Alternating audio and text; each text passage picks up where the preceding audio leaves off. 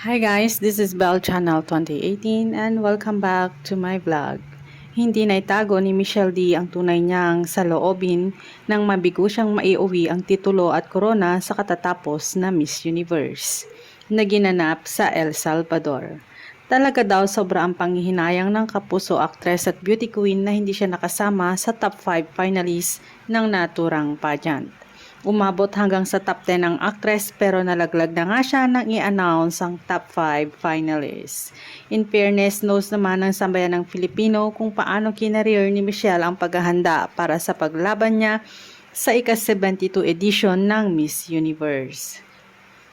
Yun nga lang ang sabi ng dalaga, talaga raw destiny ni Miss Nicaragua Shanice Palacios ang makuha ang corona at titulo sa pinakasikat na international na beauty contest sa buong Miss Universe. Of course, ultimately, it was Nicaragua's destiny. She's an amazing woman, so I mean, on to bigger things, of course, ang pahayag ni Michelle sa panayam ni Dayan Castillejo. Ang dagdag pang chika ni Michelle sa naging experience niya sa Miss Universe coronation, it felt amazing, it felt like home, you know, I love putting on a show. But most especially, I love just making all of my countrymen so proud. And kita nyo naman na talagang binigay ko talaga ang lahat. Everything that I could afford to give, I lifted it on the stage. And ultimately, I just left it to destiny. Of course, it's not the result that we wanted.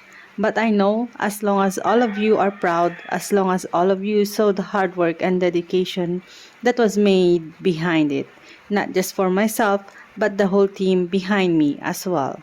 That's enough for me and ultimately, I hope you are all happy.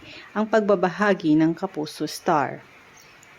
Hindi naman inaasahan ng dalaga na marami ang papalakpak at magsisigawan sa pagrampa niya sa pageant na taliwas sa nangyari sa kanya sa preliminaries competition. Nagulat ako, syempre kasi hindi ganun kalakas nung during the prelims. But of course, when I announced my name, I saw all of the Philippine flags in the audience.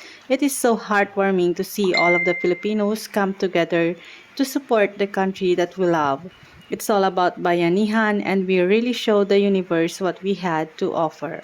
Dagdag niya, sayang hindi ako nakahawak ng mic, but if anything, just know that I was training the whole year to make sure that if I ever had the moment, walang butas. But again, it's all about destiny. Kilala kasi si Michelle ng mga pageant fans na nagmumukbang ng mic sa pageant na kapag nagsalita na on stage ay mapapanganga ka na lang dahil sa galing niyang magsalita. Thanks guys for watching and God bless everyone.